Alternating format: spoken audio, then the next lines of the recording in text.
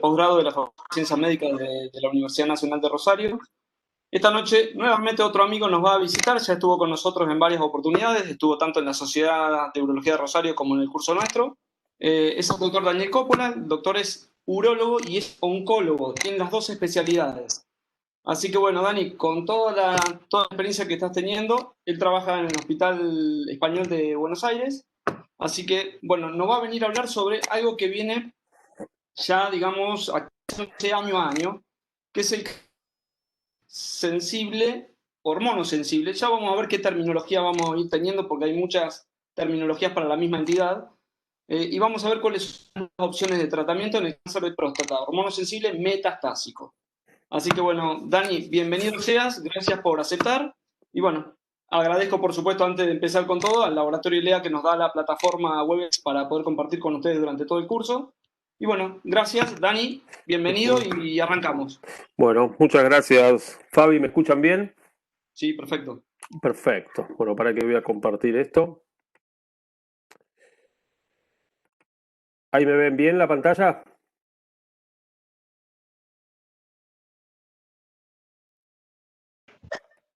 Todavía no. Momento, por favor. ¿Ahí? Todavía ¿Ahí? no. No.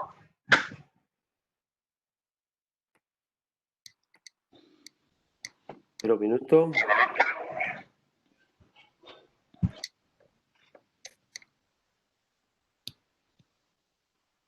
¿Ahí? Ahora empezó a compartir, sí. Sí. ¿Bien? Bien, maximiza ahora para presentación. ¿Ahí estamos bien? Perfecto.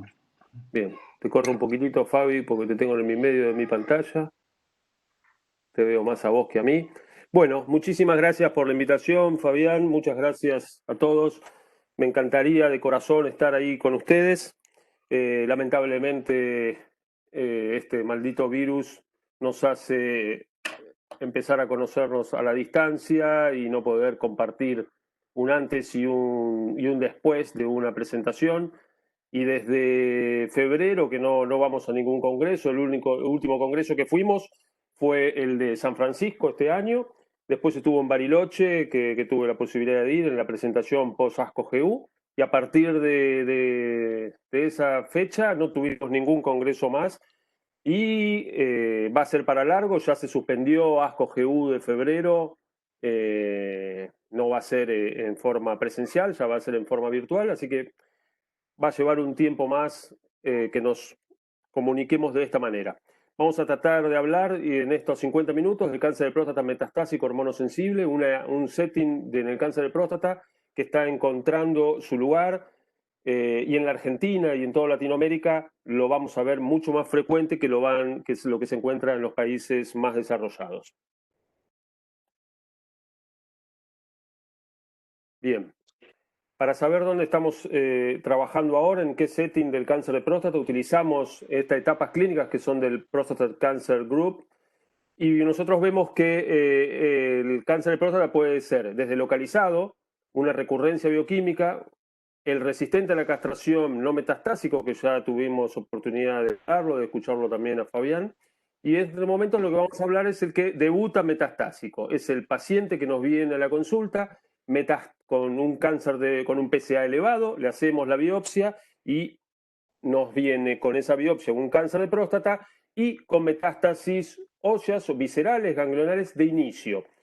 Este paciente se va de varias maneras: un cáncer de próstata sensible a la castración metastásico, un cáncer de próstata de nuevo, un cáncer de próstata hormono sensible, varios sinónimos de la misma enfermedad y de la misma entidad. Y la otra entidad que hay es una progresión del primario, sería un recurrente. Es un paciente que le hicimos un tratamiento hace 10 años, le hicimos una prostatectomía radical, una radioterapia, lo hemos controlado un tiempo y desaparece de una consulta, como pasa gran cantidad en oportunidades, y nos viene a los varios años con metástasis. Ese sería un cáncer de próstata, una progresión primaria, sería un recurrente. Y hay una nueva entidad que está progresando día a día, que es el oligorrecurrente, que es aquel paciente que se le hacen los estudios de diagnóstico convencionales, tomografía y centellograma y no tiene metástasis, pero si le hace un PET-PSMA y ahí es donde aparecen metástasis, ahí entonces lo llama el oligorrecurrente. Vamos a ir en estos momentos, tratar de ir dividiendo a cada uno y el tratamiento que hay que hacerle a cada uno. La incidencia del cáncer de próstata metastásico hormono naive o de novo no está establecida en la República Argentina y en Latinoamérica. Podemos utilizar este trabajo donde vemos que países del primer mundo están alrededor del 5%, en Europa entre el 5 y el 30%, y vemos que en Asia, en China y en la India están alrededor del 60%. Nosotros creemos que en la Argentina estamos alrededor de este 50% debido a que los pacientes no vienen a la consulta, no hay un screening del cáncer de próstata y tenemos una gran cantidad de pacientes que ya vienen con metástasis a la consulta. Entonces nosotros vamos a ubicar a estos pacientes alrededor del 50%. Esto es distinto al cáncer de próstata resistente a la castración no metastásico, que tenemos mucho menos pacientes que en Europa, ¿bien? Entonces vamos a tener que esta incidencia de cáncer de próstata es muy importante en la República Argentina. ¿Y por qué es importante? Porque los pacientes con cáncer de próstata de inicio se van a morir del cáncer de próstata. Nosotros vemos que un 56% de estos pacientes van a ir a la muerte. Por eso es muy importante este setting de enfermedad y tenemos que ser bien agresivos con estos pacientes. Vamos a ponernos en contexto. Yo les voy a hablar ahora de una presentación clínica de un paciente habitual, un paciente de 73 años, sin antecedentes de importancia, viene a la consulta, le hacemos el tacto, una próstata duropétrea, con un PSA de inicio de 31 nanogramos, se le hace una biopsia, viene un adenocarcinoma de próstata, Gleason 5 más 4, 9, un grupo 5, con invasión perineural, hacemos tomografía sin secundarismo bisecral ni adromegalias, hacemos el centellograma óseo y aparecen imágenes osteocondensantes en cuerpos vertebrales, en T4, T5, L5, S1, arcos costales, imágenes osteocondensantes a nivel de la sínfisis pubiana, diagnóstico, secundarismo óseo. Bien, ¿qué se le hace a este paciente? Ahora vamos a tratar de, en el transcurso de la charla, ver qué le haríamos a este paciente. Ahora, si este mismo paciente tuviese esta lesión ósea solamente, ¿le vamos a hacer el mismo tratamiento? O si el paciente en vez de tener 70 años tiene 83 años, ¿le vamos a hacer el mismo tratamiento? O si el paciente tiene el antecedente de una prostatectomía radical hace 10 años, ¿el mismo tratamiento? O si nos viene con secundarismo visceral y metástasis óseas y a la vez tiene 65 años. Como ven, son los mismos pacientes con cáncer de próstata metastásicos sensibles a la castración, pero todos estos son todos pacientes distintos que vamos a tener que tratar de distintas maneras. Lo que sí sabemos que usamos hace muchísimo tiempo el bloqueo androgénico como piedra fundamental. El bloqueo androgénico lo utilizamos hace mucho tiempo, lo seguimos utilizando y seguramente se va a seguir utilizando porque como vemos en todos los trabajos que hay, utilizan el bloqueo hormonal como cofactor y como acompañante de todas estas drogas. ¿Qué es lo que hablábamos antiguamente? Hablábamos si hacíamos un bloqueo continuo o un bloqueo intermitente. Vemos las curvas, son muy similares. La única diferencia en el intermitente, menos reacciones adversas. Hablábamos del temprano o el tardío y vemos que a favor del temprano, todas las curvas, por eso empezar temprano y no utilizarlo en forma tardía. Darlo solo o combinado, ¿se acuerdan de este trabajo? Donde decía en el año 1989 que darlo combinado con Leuprolide era mejor para el paciente. Donde 10 años después dice que la adición de flutamida no le iba a dar beneficio al bloqueo, entonces dejamos de usar el antiandrógeno y usábamos solamente en análogo. Y ya en este trabajo del año 98 ya se empezaba a hablar de enfermedades mínimas, de enfermedades extensas, de enfermedades si tenía metástasis viscerales o si tenía óseas o ambas. Lo que sí nos dábamos cuenta y nos dimos cuenta que la eficacia del bloqueo hormonal sola en los pacientes con metástasis de inicio era muy pobre. Vemos que de 917 pacientes que eran localizados de alto riesgo con metástasis de inicio, previamente tratados o que eran recaídos, si se le hacía un bloqueo hormonal solo, no tenían buenas respuestas y a los 42 meses los pacientes se morían. Esto es un grupo control de un grupo Stampede que ahora vamos a hablar un poco más en profundidad. O sea que ya nos estaba dando una idea que el bloqueo hormonal solo nos estábamos quedando cortos en tratar a estos pacientes. Es así que si vemos las guías, que es lo que están proponiendo las guías, utilizo la LCCN, pero todas las demás están hablando de lo mismo. En el cáncer de próstata M1 de inicio, hablan del bloqueo hormonal seguido de apalutamida, está en apalutamida, viraterona, docetaxel, enzalutamida, y ya hablan de la radioterapia en el tumor primario en los de bajo volumen. ¿Bien? Y vemos que en el consenso de St. Gallen del año pasado, en el gran porcentaje de los 89 urooncólogos que van, el 56% dice que cualquier sustancia, ya sea docetaxel, viraterona, apalutamida o enzalutamida, agregada al bloqueo hormonal, es la que se tiene que dar en el manejo del cáncer de próstata hormonosensible. Pero lo más llamativo de todo, que el 0% de los presentes, de todos estos urooncólogos, votó darle bloqueo hormonal solo.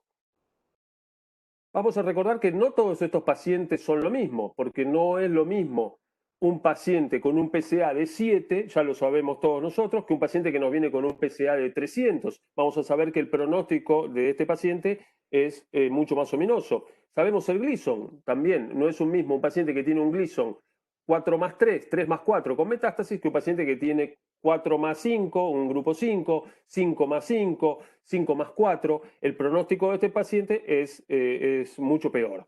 Todos estos factores son pronósticos, no tenemos factores predictivos todavía de respuesta. También y empieza a aparecer los conceptos de volumen, de riesgo, de debut o recurrente, y también hay que recordar que la edad del paciente también nos va a llevar a cómo tallar a este paciente. De acuerdo a estos criterios, nosotros vamos a ir viendo qué tratamiento le vamos a indicar a estos pacientes. Vemos que la respuesta del antígeno prostático a un bloqueo hormonal es muy importante y vemos que a los 7 meses un antígeno prostático que baja en el tratamiento a menos de 0,2 vamos a tener una mediana de sobrevida de 75 meses. Ahora, si el antígeno prostático al bloqueo a los 7 meses nos queda arriba de 4 nanogramos, vemos que la mediana de sobrevida ya es de 13 meses, o sea que es un predictivo, sí, de la respuesta al tratamiento. Si vemos que al paciente le empezamos a dar bloqueo y no baja el PSA, o se queda arriba de 4, por más que tenía de 300 de PSA, se queda con un PSA de 7 y estamos todos contentos, no, ya sabemos que este paciente no va a andar bien. Y empiezan los problemas entre nosotros, una grieta que se hizo es en dividir al paciente en volumen, en riesgo de enfermedad. El volumen aparece del trabajo de Charter, trabajo americano, y habla de alto volumen. Para recordar, alto volumen es metástasis viscerales y o 4 metástasis óseas, una por fuera del eje axial. Y riesgo de enfermedad es el que habla el trabajo de Latitude con abiraterona y habla de alto riesgo. Son 2 de estos 3 criterios, 3 metástasis óseas, metástasis viscerales y Gleason mayor a 8. Con 2 de estas es un alto riesgo. Es muy similar si vemos el volumen, el riesgo. Sería el volumen sumado a un Gleason, tener el Gleason de 8. Pero ya sabemos que esto no es así, solamente un 18% van a concordar en distintos volúmenes y riesgos. Vemos que si tenemos un paciente de alto volumen, con gran cantidad de carga tumoral, la sobrevida en meses en los pacientes que han hecho bloqueo hormonal es de 35 meses con respecto a un bajo volumen que es de 83 meses. O sea que ya el volumen de enfermedad alto nos va a dar una enfermedad muy agresiva. Y también lo que vamos a ver es que el debut como metastásico tiene un peor pronóstico. Vemos en este trabajo que el debut metastásico del paciente, el que nos viene a la consulta, el de nuevo, tiene una sobrevida de 6 años con respecto al que progresó del primario, que son de 11 años. O sea que el debut de la enfermedad es importantísimo en el tratamiento que nosotros le tenemos que dar a estos pacientes.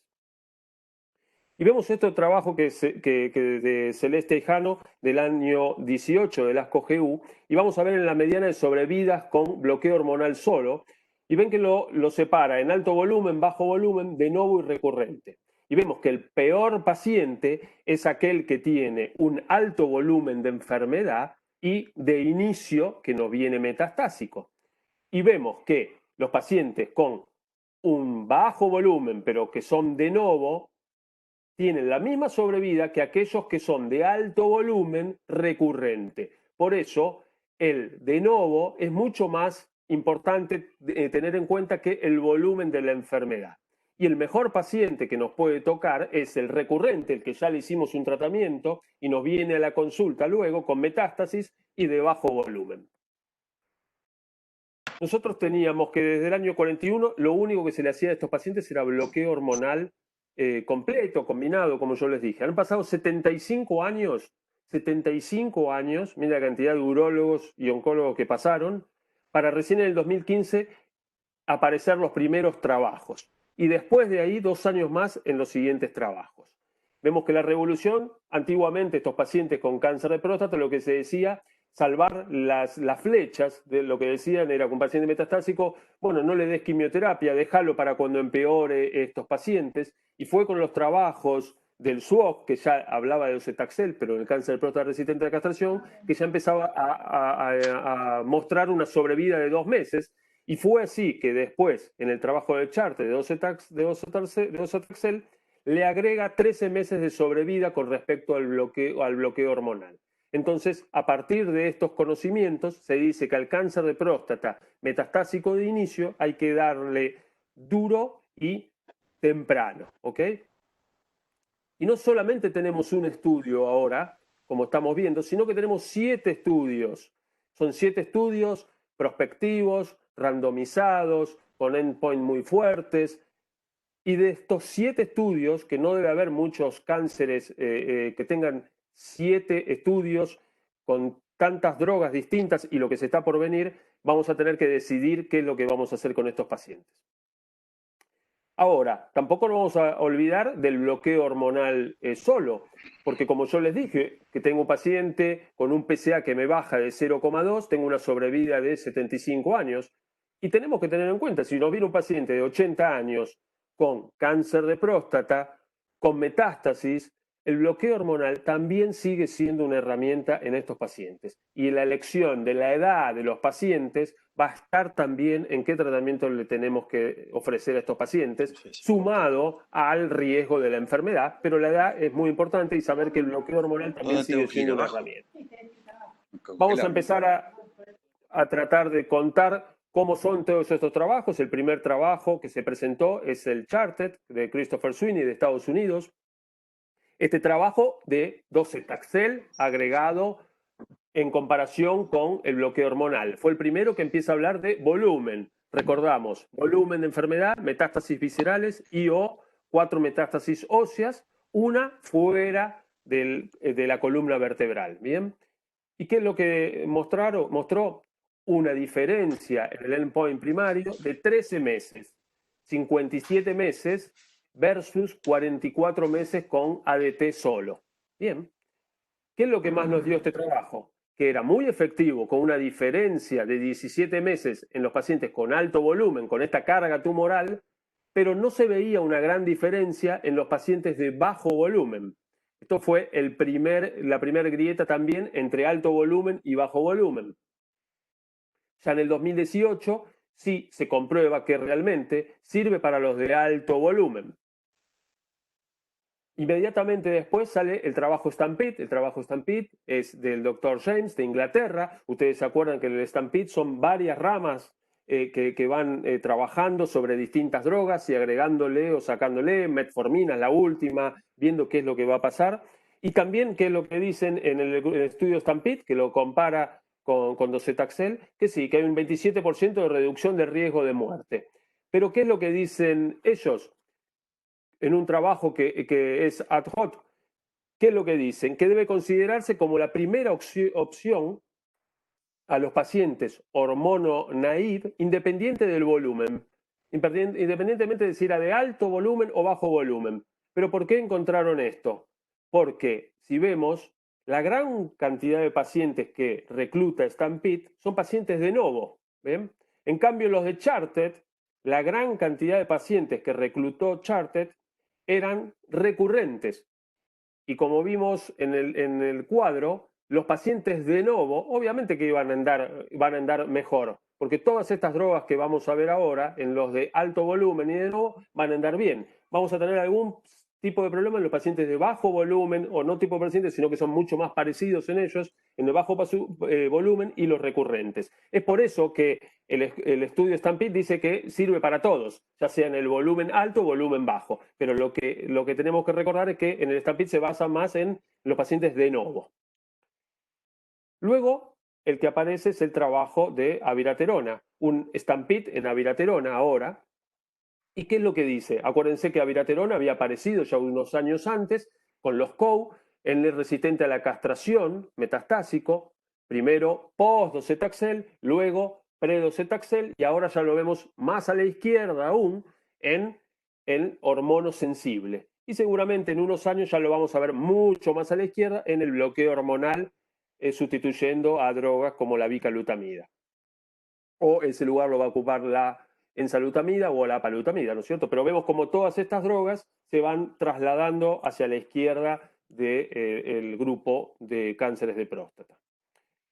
Fue el doctor Fisassi de Francia que pone al Latitude como el trabajo también randomizado de la abiraterona de 1000 miligramos con prednisona, y habla él de alto riesgo, con metástasis viscerales, 3 más de metástasis óseas y el Gleason mayor de 8. ¿Y qué es lo que encontró en el Latitude, en el endpoint primario? Que también la sobrevida global era de 53 meses versus 36 meses de bloqueo hormonal. Nos está diciendo que la adición de una droga más potente le va a ser beneficioso a estos pacientes, van a vivir mucho tiempo más.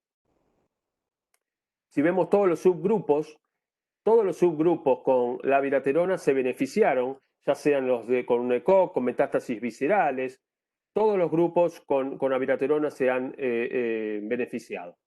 Vemos que sí, en el alto volumen es mucho más importante el beneficio de la droga, y vemos que en el bajo volumen, pero que es de novo, sí hay un beneficio, pero no es tan evidente como el de alto volumen.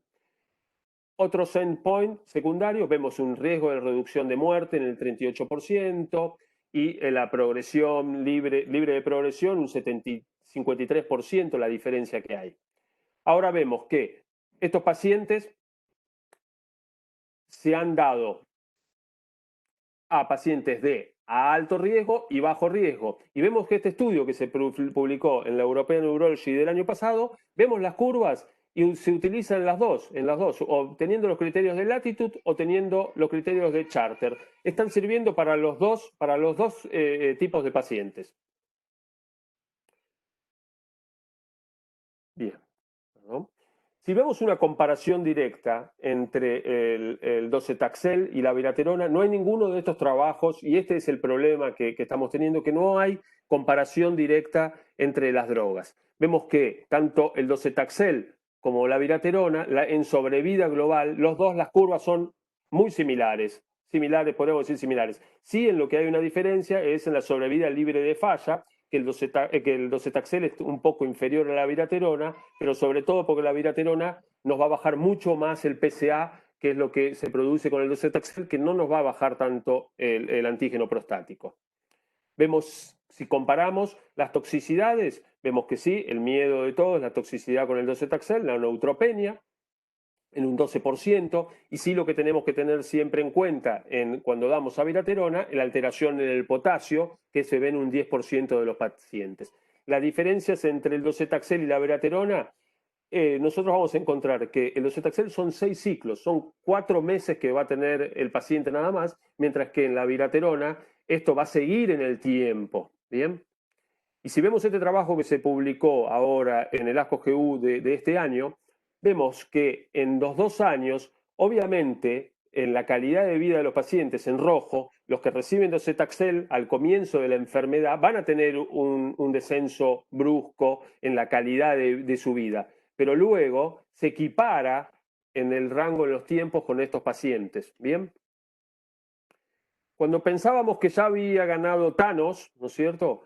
No fue así y aparecieron de nuevo y le ganaron la batalla. Cuando pensábamos nada más que eran estas drogas, el docetaxel y la veraterona, eran los que íbamos a tratar a los pacientes metastásicos, no fue así, y aparecen otras 2 drogas nuevas con 3 trabajos muy fuertes, los 3 muy avalados, y que vamos a hablar un poquito. El ARCHES es de enzalutamida. La diferencia del ARCHES se utiliza junto placebo. El endpoint no fue sobrevida global, por eso se está dejando, no de lado, pero no saliendo luego el Enzamet, que fue mucho más fuerte, con un endpoint primario de sobrevida mucho más fuerte, es el que todo el mundo habla, pero no podemos olvidarnos del ARCHES como el estudio, donde sí habla de volumen de enfermedad, bajo volumen, alto volumen, si ya empiezan a darle docetaxel antes o no. ¿Qué es lo que se encontró? Sí, una curva importante en la sobrevida libre de progresión radiográfica. Acuérdense que siempre este endpoint es anterior a la sobrevida global, obviamente, porque primero hacen metástasis y después se van a morir los pacientes. Y si lo dividimos en subgrupos, vemos que todos los grupos son a favor de enzalutamida también, con bajo volumen, alto volumen, no hay tanta diferencia en lo que nombra este trabajo, pero al no tener un endpoint primario de sobrevida, no es que se lo está teniendo tan en cuenta. Sí, el trabajo del Enzamet, de la enzalutamida, es un trabajo muy inclusivo, donde se ha utilizado a pacientes de alto volumen, de bajo volumen, que se les ha dado, lo importante, docetaxel, y este docetaxel en gran cantidad de pacientes se los dio concurrente, o sea que se le hizo 3 drogas, enzalutamida, docetaxel y el antiandrógeno, y no se utilizó placebo en estos pacientes, sino que se utilizó antiandrógenos, ¿bien? Bicalutamida, nitlutamida o flutamida, ¿bien? Ustedes saben que el ciproterona en Estados Unidos no está permitido, entonces no se le dio ciproterona, pero lo importante es que a estos pacientes se le agregó 3 drogas, ¿bien? Vemos que un alto volumen, bajo volumen, pacientes de novo, un 58%, 61% de alto volumen, 27% de bajo volumen, y vemos que hubo una gran cantidad de pacientes que se les dio docetaxel en forma concurrente, o sea, los dos mismos. El endpoint primario, vemos ya un hazard ratio de 0,67 y por eso ya se está utilizando la enzalutamida como droga también de elección en este setting de pacientes. Y lo importante que nos va a quedar es que al paciente que se le dio en forma concurrente docetaxel, enzalutamida y el ADT, el bloqueo hormonal, vemos que la curva no ha tenido beneficio. Entonces ya acá estamos sacando algo importante, que dar 3 drogas juntas, que en algún momento cualquiera lo hubiese imaginado, porque actúan a distintos lugares, sabemos que los taxanos actúan sobre los microtóbulos y todos los ARs en otros sitios de acción. Uno pensaba que como el riñón, que se puede atacar de distintos lugares y usar distintas drogas que hagan un efecto sinérgico, en estos pacientes vimos que no es así. Dar 3 drogas juntas no está teniendo beneficio. Las conclusiones fue que no hay beneficio en la triple terapia de bloqueo, enzalutamida y docetaxel, pero sí que son útiles en pacientes de bajo y alto volumen de enfermedad metastásica. El otro trabajo es la palutamida, que ya teníamos también juntos, que se la utilizábamos en el setting de los pacientes resistentes a la castración no metastásico, ya empieza a ser más conocida por todos nosotros. Y el trial de estos pacientes también, los pacientes ya podían recibir docetaxel, pero no recibían el docetaxel en forma conjunta, sino que era secuencial, ¿bien? Podían haber recibido bloqueo hormonal 6 meses previos o 3 años si se le había hecho un tratamiento previo. Y también un estudio muy inclusivo donde eran pacientes de novo, recaídos, alto volumen, bajo volumen, si tuviesen docetaxel previo o no. Vemos que casi todos son el alto volumen, vemos 62%, y enfermedad de Novo el 78%. Y esto es lo que nos va a dar que todos los trabajos que yo les estoy hablando hablan de una alta carga tumoral y pacientes de inicio. Y todas estas drogas van a ser muy útiles en ese tipo de pacientes, en los de alto volumen y en los que son de Novo. ¿Bien? Y vemos que la progresión radiográfica, vamos a tener un 52% menos riesgo de muerte, con un 68 versus 48. Vemos que en la sobrevida, el endpoint fuerte, 82 versus 74, un 33% reducimos el riesgo de muerte en estos pacientes. Vemos que la sobrevida en grupos también es favorable y vemos que también el uso de docetaxel por antes, también algo está pasando que no fue correcto en los pacientes. Vemos, sí, acuérdense de lo que era el PFS2, que se utilizaba cuando hablábamos de Spartan en estos pacientes, que era la terapia posterior, y lo que nos habla que tanto dándole grupos hormonas posteriores a la apalutamida o taxanos como posterior a la apalutamida, vamos a tener un buen beneficio, y no nos habla del tratamiento posterior. Lo que nos está hablando el PFS2 en estos pacientes es que hay que dar una buena droga más temprano en la enfermedad, ¿no es cierto? No en la droga secundaria, sino nos está hablando de los beneficios de la palutamida en estos pacientes. Las conclusiones del Titan fueron una mejoría en la sobrevida global, en alto y bajo volumen, tratamiento previo con docetaxel, en enfermedad metastásica de Novo o metastásico o recaídos. En todos los pacientes han notado beneficios. Y ahora lo que tenemos ya, después de ASCO 2019, ya vemos toda esta cantidad de tratamientos para esta enfermedad de cáncer de próstata metastásico sensible a la castración, bloqueo hormonal solo, el Stampede con las 2 ramas, con la viraterona, la ensalutamida con los 2 trabajos, con el Arces y el Ensamet, y vemos la palutamida. Vamos a hablar un poco de primario. No es la charla de hoy, porque ya sería una entidad, el oligometastásico, una entidad separada, pero nosotros vemos que tenemos tres tipos de paciente. El paciente con una enfermedad localizada que no está controlada y con una metástasis, poca metástasis, una enfermedad controlada local, una enfermedad que se le ha hecho un tratamiento local, ya sea radioterapia en la próstata o una prostatectomía radical, y luego aparece con metástasis, es el oligometastásico recurrente, y el paciente que se le hizo un tratamiento y tenemos metástasis nueva es el progresado. Bien, son 3 tipos de pacientes. ¿Y qué tratamiento le vamos a hacer? Nosotros ya sabemos que al paciente el primer trabajo fue el grupo Stampede. ¿Y qué es lo que encontró? Darle radioterapia al tumor. Que los pacientes con metastásicos de Novo, la radioterapia sobre el tumor primario aumenta la sobrevida global, sobre todo en los de bajo volumen. Esto es muy fácil, es sentido común. Si yo tengo un paciente que está incendiado, ¿para qué le voy a hacer radioterapia en la próstata? Porque voy a tener una alta carga tumoral en todo el cuerpo. Pero si yo tengo un paciente que me aparece a la consulta y tengo baja carga tumoral, le tengo que indicar tratamiento de radioterapia sobre esa próstata, porque seguramente con el tratamiento de estas drogas voy a eliminar a estas metástasis que tengo en el organismo. O sea, a más volumen de enfermedad no hace efecto la radioterapia local. Obviamente que ya está indicado en las guías dar radioterapia en el tumor primario en bajo volumen del metastásico, y no solamente el Stampede, sino que hay otras ramas que ya están estudiando y que ya lo han estudiado, y son estudios que están ongoing. Y también vemos que hay cirugía para estos pacientes, algo que no hubiésemos imaginado antes, hacer una prostatectomía radical a un paciente con metástasis, y sabemos que hay, aparte de prostatectomía, hay para aplicarle HIFU, crioterapia, otras alternativas. Todos estos trabajos son ongoing, no hay ninguno que ya haya finalizado y yo poder decirles de realizar una cirugía radical en el paciente metastásico.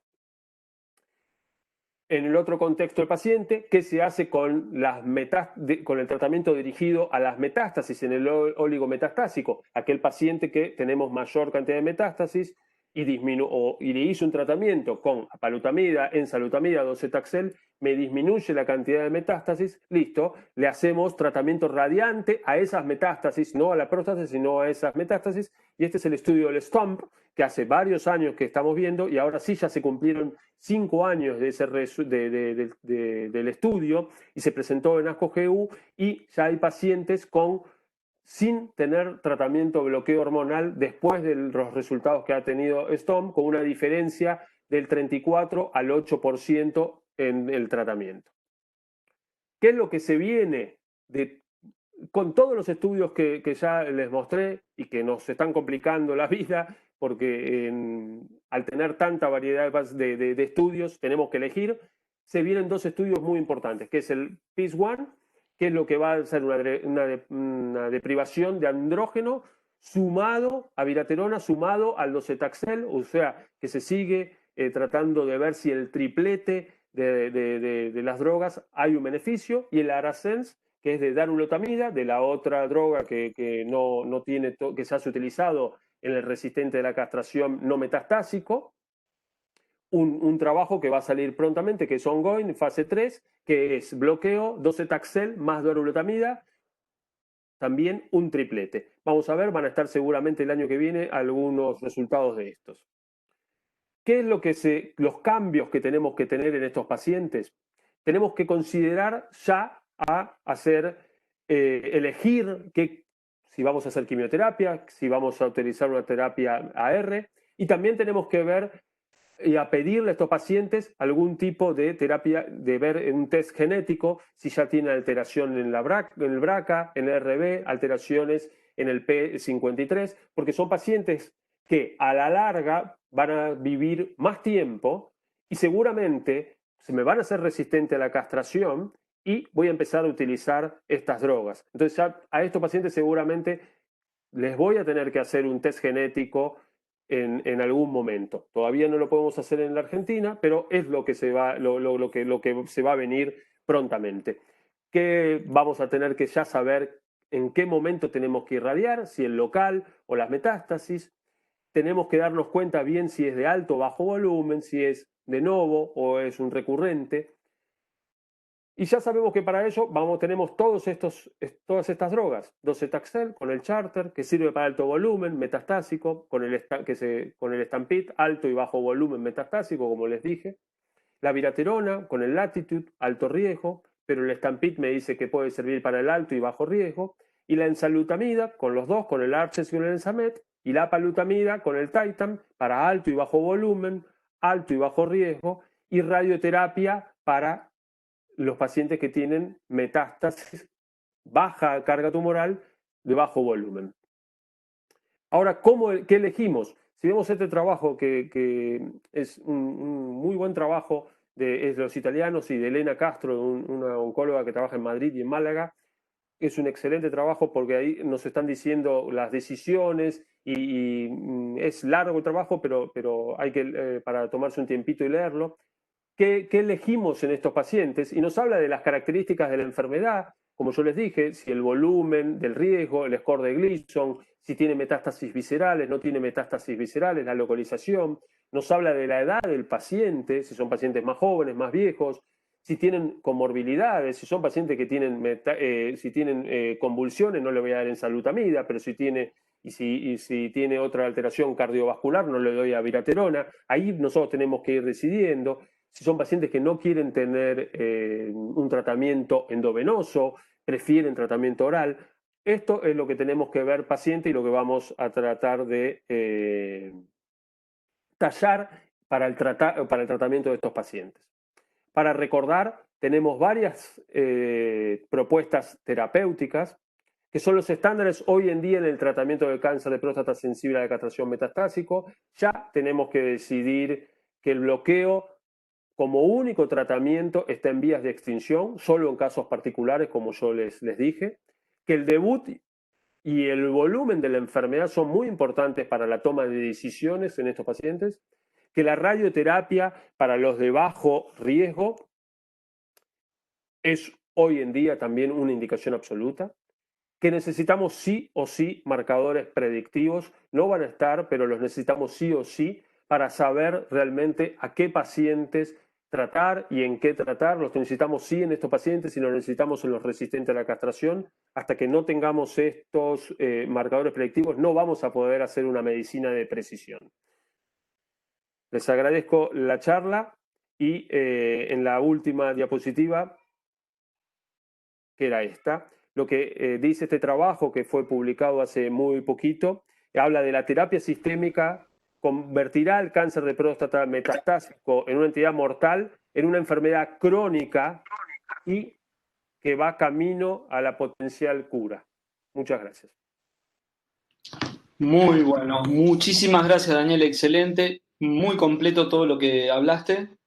Me parece que hay muchas cosas que están por venir también, que esa necesidad de esos test genéticos que todavía empiezan a aparecer, porque por lo menos ya hay una de las empresas acá en Argentina que con la venida de Lola-Parib van a empezar a tratar de meternos cierto testeo para ver si es factible dárselo o no. Sí se sabe, por ejemplo, que en el localizado ayuda a decidir si le puedo hacer una radioterapia o una prostatectomía radical, porque aquellos que tengan algún defecto genético con BRCA mutado le va mejor a aquellos operados que a aquellos que realizan radioterapia. Y también se sabe en el resistente a la castración. ¿Bien? En eso también se sabe que para ver qué conducta vamos a seguir. Estaría muy bueno que se pueda aplicar en el hormono sensible. ¿Bien? La otra cosa para agregarte, acá en Argentina todavía la ensalutamida en esta opción de hormono sensible metastásico no está aprobada. No está aprobada, seguramente en poco tiempo. Yo creo que ya casi está. Bien. Es más, como lo contaste antes, o sea, si bien el Ensamet es el estudio más completo, la FDA aprobó la ensalutamida en hormono sensible, pero por el ARCES. Sí. Lo aprobó por el otro estudio, que no medía sobrevida global. Pero bueno, fue aprobado en ese sentido. Y que hasta ahora, por lo menos en ese estudio, con el triplete no se vio mejoría. Hay que ver qué dice el ARANCES, ¿no? Cuando aparezca con la darolutamida, a ver qué pasa ahí, ¿no? Yo en lo personal creo que no va a funcionar. Y te digo por qué creo que no va a funcionar. Porque va a ser muy tóxico me parece que va a ser muy tóxico para los pacientes. Cualquiera que si trabajas con ensalutamida, sabes que tiene sus riesgos la ensalutamida, pacientes que le da una fatiga extrema. Los pacientes que tenemos con abiraterona, vamos a tener pacientes que tienen alteración en el potasio, que tienen problemas vasculares, y agregarle a la palutamida con su rash, como reacciones adversas, su hipotiroidismo, a cualquiera de las drogas. A estas drogas agregarle uno paciente neutropénico, febril, con sus riesgos, va a ser importante y no lo van a tolerar. Y ahí creo que va a venir el problema. ¿Bien? Yo no hablé de costos tampoco, en ver los costos de dar docetaxel y no docetaxel, porque no tiene sentido para mí. Tampoco hablé que muchas de estas cosas nosotros las estamos diciendo, pero después las obras sociales no nos dejan dar nada y de hecho PAMI sigue dando bloqueo hormonal de inicio y tenés que estar peleando pelear muchísimo para que te puedan dar una abiraterona. Hay trabajos ya que hablan de abiraterona, vos ya lo sabés, de menos dosis. En vez de dar 1000 miligramos, están los grupos de la India de que están dando trabajos de 500 hasta de 250, que están logrando buenas respuestas. Entonces ahí va a bajar los costos, porque si al docetaxel le sumás que le tenés que dar un estimulador de colonias, más la posible internación por una neutropenia, lo estás igualando, ¿no? Bueno, igualmente en Argentina con la abiraterona, las copias que han aparecido, el costo disminuyó muchísimo y por eso ya distintas obras sociales lanzaron como que se puede dar junto con el bloqueo. Ahora, la idea siempre es tratar de llevar lo que vos dijiste hasta el momento, ¿no? En el de novo, el metastásico de novo es el peor pronóstico y es el que uno tiene que intensificar el tratamiento. Ya no nos queda opción para decir solamente bloqueo hormonal. No.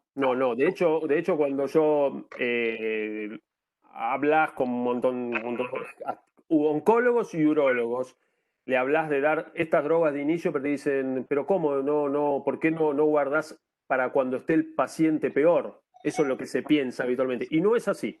No es así. Los estudios demostraron que si vos lo atacás de entrada, la sobrevida va a ser mayor y no dar después. Después vas a estar atrasado. Después ya la enfermedad te pasó por arriba. ¿Bien? Es como cuando vos tenés una trompada en un boxeador. La primera trompada es la que tenés posibilidades de ganar esta batalla. Y acá es lo siguiente, ¿no? Nosotros le vamos a tener que pegar muy fuerte de entrada para tratar a estos pacientes. ¿Bien? Esa es lo que nos tiene que quedar claro. La cuestión te hago una pregunta antes de empezar a ver si hay alguna, porque en el chat todavía no aparecen preguntas. Pero, a ver, la idea que uno tiene como urólogo, vos sos oncólogo también, si hiciste la especialidad, es que más fuerte pegarle sería la quimioterapia. Pareciera que, o por lo menos en el sentido de los urólogos, pareciera que la quimioterapia sería la droga más fuerte para pegar, pero también la que más efecto tóxico tiene al principio. Porque como dijiste al principio, los primeros año y medio le va más o menos. Tiene su caída, ¿no? Su caída. Después en pareja y después siguen igual, pero bueno, abiraterona, enzalutamida o apalutamida es hasta que progrese. O sea que pueden pasar años, mínimo 3, ¿tá? De estar tomando esas drogas en forma permanente. Sí. La pregunta es muy excelente los casos que pusiste al principio, que estaría bueno resolverlos. Claro. Estaría bueno resolverlos. A ver, Dani. si tiene 70, si tiene 80, si tiene 2 metástasis, si tiene 5 metástasis. Si vos Te hago tenés una un pregunta, Dani, para ir a la parte práctica, que por ahí estamos muy cientificistas. ¿Cómo justificás vos en un paciente que hizo docetaxel de entrada, porque es lo más barato y lo que te autorizan hoy de entrada? ¿Cómo podés elegir entre apalutamida, enzalutamida o abiraterona? Porque sabemos que con la promoción que hoy hay de la abiraterona, nos lo ofrecen como primera medida. ¿Cómo justificamos una u otra? Excepto que tenga comorbilidades, diabetes, hipertensión y todo eso por el uso concomitante de la prednisona. ¿Vos cómo lo manejamos desde el punto de vista práctico? Porque me parece que científicamente estamos todos de acuerdo. Ahora, ¿cómo lo volcamos a la parte práctica? Bien. Esto es, pienso yo, ¿no? Al paciente de edad avanzada... Perdón, Dani, ¿Perdón? perdón. Deja de compartir pantalla, así podemos vernos todos en el chat. ¿Está bien ahí? Perfecto. Ahí está Manolo. Bien. Bien. Mirá, esto es lo que nosotros estamos haciendo. En un paciente, por eso y lo puse, que antes no lo ponía. En el paciente que es metastásico de inicio, pero tiene una baja carga tumoral y es un paciente grande, de una edad grande, nosotros seguir dando bloqueo hormonal no está mal. No está mal, porque el paciente va a vivir mucho tiempo. Y si ya tiene 80 años, ya pasó el límite normal de vida, que es menor en la Argentina, pero ya tenemos un paciente que nos va a vivir bien. Ahora, si yo tengo un paciente joven de 65 años que me aparece en la consulta con metástasis, con alta carga tumoral, yo siempre, y me cae la duda, y lo hago, es sacarnos de encima el problema del docetaxel. Vos pensás que el docetaxel son 4 meses nada más, 4 meses y medio, porque se da cada 21, 28 días de acuerdo a cómo estemos en el momento, pero son 6 ciclos nada más, ¿bien? Hago 6 ciclos y después no lo vuelvo a dar. Entonces ahí esos pacientes jóvenes de alta carga yo utilizo docetaxel de entrada. Y me queda todo el rango en el medio para dar abiraterona, enzalutamida y apalutamida. Lo que estamos viendo ahora, que como los pacientes están viviendo más, yo lo que tengo que empezar a ver ahora es la secuenciación de las drogas, que eso es lo que no está establecido. Entonces, si yo empiezo con una apalutamida de entrada, que voy a tener mucho tiempo, después seguramente a ese paciente le voy a dar docetaxel, y después del docetaxel le voy a dar enzalutamida, y ahí voy intercambiando, ya sea una droga que actúe sobre los receptores androgénicos o una quimioterapia, ¿bien? Está la resistencia de no dar, o los estudios CART, el estudio CART habló de cabazitaxel, Obvio. Y lo que no habla es de dar secuencias de drogas que actúen sobre los receptores en conjunto. Entonces, lo que nosotros tratamos de hacer es dar una quimioterapia, uno que actúe sobre el receptor, quimioterapia y uno que actúe sobre los receptores. Eso es. Si yo le doy el docetaxel de entrada, a estos pacientes, tengo la posibilidad de cuando termine esos 6 meses de tratamiento, ya poder empezar con enzalutamida o apalutamida a estos pacientes, ¿eh? Porque me lo está diciendo el Enzamet y me lo dijo el Titan, que yo les voy a poder dar tratamiento. El problema es que no me lo van a autorizar. Perdón, Dani, ese es el problema, ahí eso está, es otro cantar, ¿no? ahí está el cuestionamiento. Cuando vos terminás el docetaxel y no bajó de 4 nanogramos, que vos sabés que tiene un pronóstico de 13 meses de sobrevida, vos le querés dar la droga que más se adecua al paciente. Y ahí es donde empieza la discusión. A eso me refería yo, Dani. Pero la discusión, Fernando, ¿con quién? Y con los auditores, por ejemplo, porque te quieren dar sí o sí la bidaterona, porque vos sabés que tenés en el mercado 11 marcas registradas, y entonces con respecto a la palutamida o la enzalutamida te la dejan relegada. Ya. Mira, si yo hoy en día, a mí ya me ofrecen la viraterona de entrada en un metastásico de inicio, ya me voy contento. Porque en realidad muchas veces ni siquiera me autorizan dar una viraterona. Me dicen que le dé bloqueo hormonal. ¿Bien? Ahora, lo que no se dieron cuenta, perdón, es que el docetaxel les va a salir más caro que la viraterona, ¿eh? Les va a salir más caro. Porque el docetaxel yo les tengo que dar estimulador de colonia, tal vez lo tengo que internar. Y hoy en día, con el COVID, no quiero que internarlo. Entonces, hoy en día sí tenemos estos momentos, vamos a utilizar el COVID como excusa para no darle docetaxel a estos pacientes, ¿bien? Y poder dar otras drogas. Pero después, los auditores van a tener que decidirse. Ahora, también tenemos los urólogos que saber a qué paciente le vamos a mandar a hacer docetaxel, ¿eh? No hay que decir, no doy a docetaxel porque se lo voy a llevar al oncólogo. No, hay un momento que hoy en día ya este cáncer de próstata lo vamos a tener que tratar en conjunto con ellos. Totalmente. Interdisciplinariamente. Sí, y lo que se viene en resistente a la castración es mucho más importante y nosotros vamos a tener que estar muy atentos a eso porque se vienen muchas variantes que vamos a tener que estar a tiro con todo eso, ¿no? Hoy en día la quimioterapia con docetaxel concomitantemente con el bloqueo hormonal está ya estipulado y eso no te lo refuta nadie. El inconveniente es cuando después de los 6, 7 meses vuelve a hacer el PSA y continúa por encima de 4, que es lo no deseable. Claro. Ahí es el problema que se nos suscita desde el punto de vista práctico a nosotros los urólogos. Sí, Fer, pero perdón, lo del descenso del PSA, recordemos lo que dijo recién Daniel, o sea, el docetaxel no baja tanto el PSA. No, ya sé.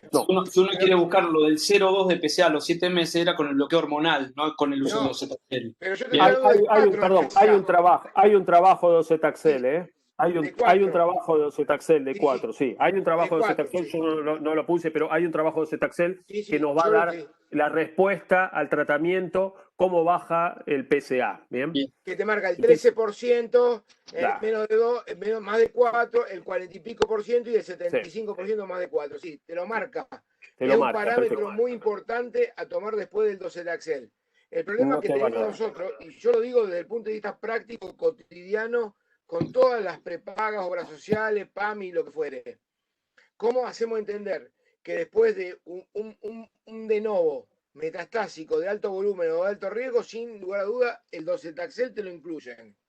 Pero después, ¿cómo hacemos para pasar a una enzalutamida, a una palutamida o a una viraterona? Cuando vos ya sabés que la segunda línea te ofrecen sí o sí de entrada la viraterona.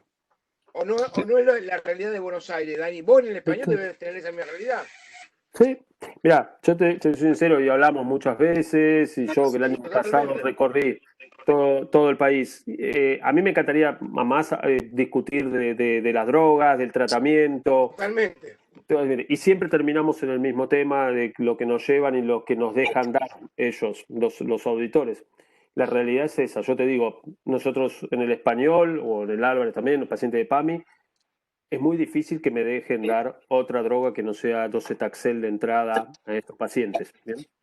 Que no está mal y está dentro de las pautas. O sea, yo le puedo decir, no quiero una palutamida y no, dale docetaxel que está bien indicado y punto. Ahora, si el paciente ahí lo vamos a tener que ir a ver de acuerdo Sí, a las que hay comorbilidades que tiene justificación, el digamos, paciente. para poder darle otra droga. Esa es la realidad. O sea, tampoco podemos inventar los pacientes. Los pacientes están y depende de la patología que tengan de base. Si es hipertenso, diabético, mal controlado o algo, bueno, por ahí es una opción darle no a bilaterona y darle otra droga. Claro. Pero si no, es muy difícil justificar desde el punto de vista médico cuando tenés 7 trabajos que te dicen 7 drogas diferentes que la podés dar. Es complicado. Ahí. Con distintos valores económicos porque son Bueno, copias. ahí está la cuestión de por qué la rechazan, ¿no? Digamos, es una Obvio. cuestión de cuestión Porque es financiera. importante, esto es importante para que la gente más joven o la gente que, o sea, acá en el listado de los que estamos participando hay un montón de gente que tiene experiencia homologable a cualquiera de nosotros y que vivió todas estas realidades. Pero esto es comparable en cualquier lugar del país, yo creo. Lo que te está pasando a vos, a mí, a todos los que estamos acá, estoy viendo los participantes y son todos de gran cuantía. O sea que realmente todos tenemos experiencia y ninguno va a recetar por una cuestión de conveniencia propia. La realidad es esa. Y sin embargo se nos suscitan los mismos inconvenientes, por eso te lo tiro, no como al margen de lo excelente de la charla científica, que vos sabés que tenemos al margen del respeto y la confianza que tenemos, pero la realidad es que todo esto vuelca a lo práctico de todos los días. Yo creo que es importante eso para llevárselo a la gente, por lo menos más joven, que es la barrera con la cual se van a topar cotidianamente, ¿no?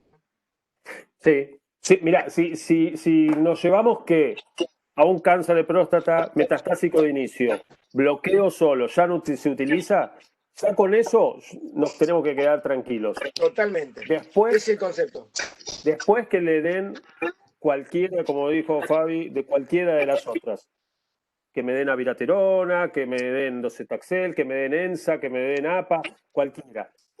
Y después lo que tenemos que empezar a ver nosotros es cuál va a ser la secuencia, porque como en la última diapositiva, estamos muy cerca de convertir al cáncer de próstata en algo crónico. Estamos cerca, ¿eh? Y creo que cuando tengamos los marcadores y sepamos realmente qué droga dar a qué paciente y no ver si tiene un alto volumen, bajo volumen, porque esto es bastante... es artesanal el tratamiento que estamos haciendo, no estamos haciendo un tratamiento científico. No es como el cáncer de pulmón, que yo es un ALK positivo, ALK negativo, y ahí es donde voy, o un BRF positivo, y voy a dar tal droga. Acá estoy haciendo algo artesanal, si tiene mucha metástasis, poca metástasis, si tiene 3, 4, si tiene hígado, no tiene hígado, la edad, y ahí le doy una droga. Hasta que no tenga yo la justificación bioquímica de marcadores para dar tal droga, no vamos a poder trabajar. Con esto de marcadores estamos años atrás de lo que es el cáncer de mama, que se está viendo que es casi los mismos parámetros que se utilizan. O sea, estamos atrás en esto, ¿no? Sí, pero yo tuvimos la oportunidad, que ahí recién yo lo vi que estaba Mazaferre, que cuando fuimos a Houston, que nos dio la charla del NIFT2, ya ella, ya hace varios años, ya hablaba del tema de esto, ¿no? Que justo ella hablaba de la ABR7 por Antonarakis, que fue el que encontró el ABR7, de la resistencia a la bilaterona, pero ella ya estaba hablando de los estrógenos, de cómo tenía que ser, ¿no? De los triple negativos, de estrógenos positivos. El cáncer de próstata yo creo que puede ir a algo como la mama, ¿bien? De hecho, ya lo estamos utilizando. Dar rayos, dar cirugía, dar quimioterapia, dejarle después algún tratamiento. Creo que vamos a ir camino a eso. Y el otro nuevo que yo creo que va a pasar es que tanto enzalutamida como apalutamida pueden ocupar un lugar en el bloqueo hormonal que dábamos antiguamente con bicalutamida. Ese va a ser el lugar que van a encontrar, ¿no? Se va a dar mejor antiandrógenos de inicio. ¿Bien? De inicio. Ese va a ser como va a ser el futuro. Dani, una pregunta que apareció acá en el chat. A ver, nombramos en un momento de bajar las dosis de abiraterona. ¿Bien? ¿Tenés experiencia de utilizar menos de 1000 en Argentina? Sí. Tengo pacientes con 250, tengo pacientes con 500 miligramos. Janssen tiene la dosis de 500 miligramos también. Pero afuera era. Pero afuera, sí. Acá no. Pero se le puede dar 2 comprimidos. Tengo pacientes sin corticoides, porque no les toleraban también, que el corticoide tampoco se sabe realmente qué dar, cuánta la dosis, si es 5, si es 10, si es 2,5, nadie sabe eso todavía. Otro corticoide que no sea prednisona. Yo no tengo, con otro que no sea prednisona no tengo yo. Y tengo pacientes con abiraterona en cáncer de próstata resistente a la castración no metastásico, ¿no? Claro. Que se le han dado, ¿por qué? Porque hay obras sociales que no autorizan ni el ensalutamida ni la palutamida en esos pacientes y autorizaron la abiraterona. Y anda bien también. Y eso es lo que a mí me demuestra que unos antiandrógenos más potentes, dados más temprano, van a andar bien en esta enfermedad. ¿Bien? Eso yo creo que la bicalutamida le ganó a la flutamida y yo creo que la ensalutamida y la palutamida, que son 50 veces más fuertes que la bicalutamida, le van a ganar y van a ocupar ese lugar. Perfecto.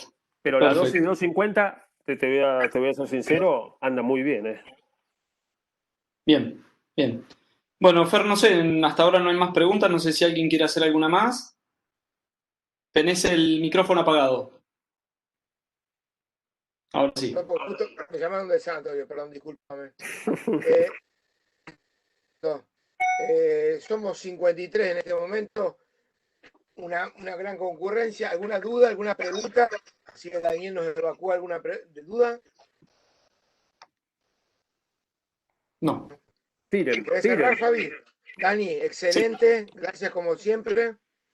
Y nos vemos presencialmente para el agasajo. Dios quiera.